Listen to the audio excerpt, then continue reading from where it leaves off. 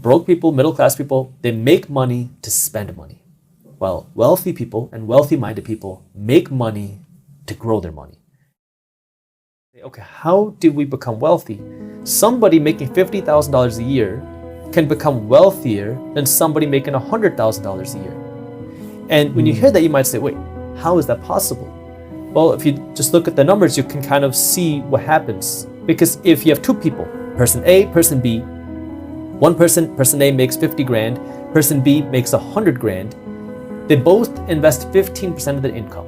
So that means person A is investing $7,500 a year, person B 15% of $100,000, $15,000 a year. If person A starts investing when they're 21 and they can get the average market return, which has historically been 10% a year, and they do that from 21 until they retire, person B starts, say when they're 30, like what we're talking about, a little bit after because they partied in their 20s like everybody else did, they bought some nice stuff and they say, you know what, let me start investing 15% of my income. If person B starts investing twice as much money because they're making twice as much money, they're going to retire with not as much wealth as person A.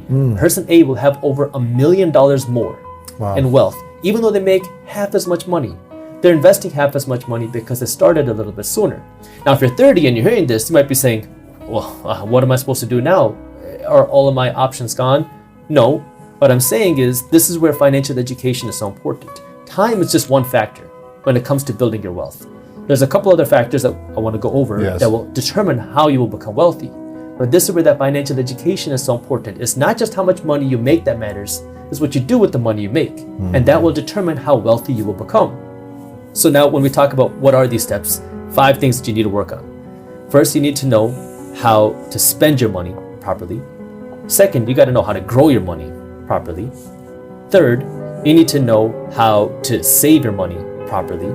Fourth, you need to know how to earn more money the right way. And then fifth, you need to know how to protect your money. We were talking about now how do you pay less money in taxes legally. This is where it comes down to protect your money.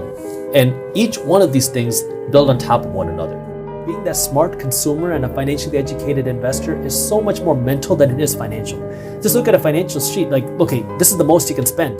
Now you figure out where you spend this money. That's the financial side of investing. The mental side is now, what are people going to think when you go from a BMW to a Camry? And now people are like, hey, are you okay? Like, is your car in the shop? Like, no, this is my new car, right? And that's that tough part when people look at you like you lost your mind. And now what are you going to do at that point? Are you going to accept it and say, you know what, I am making a change in my life? Or are you going to give in and say, you know what, let's go on a vacation, let's go do something. It's understanding how you can work hard and work smart, because most of us are taught that hard work is rewarded, and it is. But you have to complement this hard work with smart work. Like, if the hardest people in America were compensated by their level of work, construction workers would be the highest paid people in America. Yeah. But they're not. We're compensated completely differently. And this makes a lot of people angry. Because you say, man, I put in 20 hours, I put in 12 hours, I've been putting a break in my back, and this is all I'm making? And this is why we need to be taught how our financial system works. Because we're all a piece of this puzzle. But most of us are only consumers. We're never taught how to benefit from the way the economic system works. When is the sacrifice worthwhile? And when are you going to be willing to do that? So it's now, okay, I got to be willing to put in the work. Yes. The second thing is now, where am I putting the work? Now, some people are born with the entrepreneurial bug. Some people are not. Some people can't handle the risk. That's okay. Not everybody should operate a business. Not everybody should be an entrepreneur. I know the internet makes it seem like that's not the case. Look, there's nothing wrong with working a job, okay? Just understand now, what are the different ways that you can earn more money? Can you work to get a raise? Can you work to maybe change careers if you don't have that much upside potential? Can you do something to earn more money? And it's much more accessible online now. Yeah. There are so many skills you can learn online that can help you earn more money. Maybe get a second job, right? If that's not the case for you, maybe now you can create your own side hustle if you have an idea. Maybe that can become its own business. The one thing that I would say about side hustles is a lot of mistakes. The mistake that a lot of people make is you try to do too many things and then you end up doing nothing, right? So it's focusing down on what is it that you want to do and working to scale that. And really just being willing to learn and being willing to fail. Like if you have the discipline, you have the work ethic, you're willing to learn and you're willing to fail, there's really not much that can stop you, because now you have the recipe to actually go out and make it happen. But it's very difficult, and you're going to go through a lot of tough times, and most people give up after the first or the second or the third, and that's where, you know, the people that keep standing are the ones that can then have the chance to succeed, right? That's it, man. If you're not, I forget who said it, it might have been Kobe, but you can't beat somebody who doesn't stop getting up. And it's just one of those things where you just got to keep coming back and keep trying, keep learning, and it goes back to the judgment. And now you start hearing from every single person around you, why are you throwing away the sacrifice that your parents made? Your parents gave up everything to come to this country so you could have a chance to be a doctor, and you're throwing it away because you want to do this dumb thing called entrepreneurship, and now you have nothing to show for it, and you're screwing up, and you have no idea. Like, you just have this vision that, like, you know, when I'm 65 and I look back at my life, 75, 85, whatever year you want to put on, let's just say 100. Hopefully we can make it there. We look back at life. What are you like? Are you going to be upset that you tried and failed? Or are you going to be upset that you never gave it a shot? And I remember that was like what I kept telling myself. I was like, look, I'm going to be old one day, hopefully.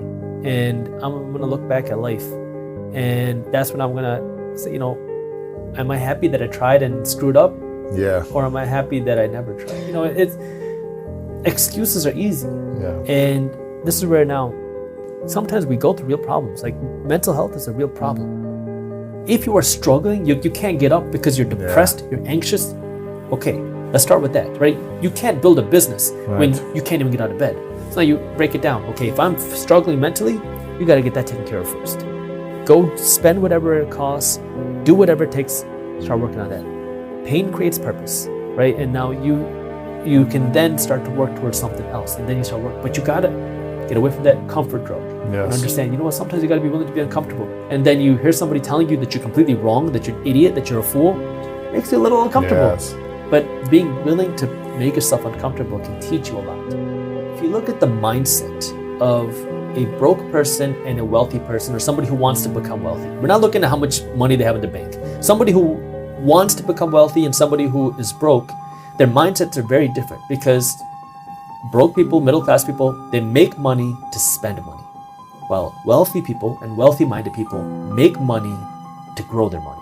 And what does that mean? That means they're making money for one purpose, to buy these assets, these investments that pay them for owning it. And it's a completely different way of thinking. Because when most people make $1,000, they think, I can go buy a new watch, I can go on a vacation, I can go out to a nice dinner. When somebody who is wealthy or wants to become wealthy makes that grand, they say, where can I put this money to work so this $1,000 can become $2,000? Or so this $1,000 can pay me with dividends every month or every quarter or every year, so I'm getting some cash flow from these investments. And that's that first mindset where now I believe I can do it, I'm going to do it. Now you start putting in that sacrifice.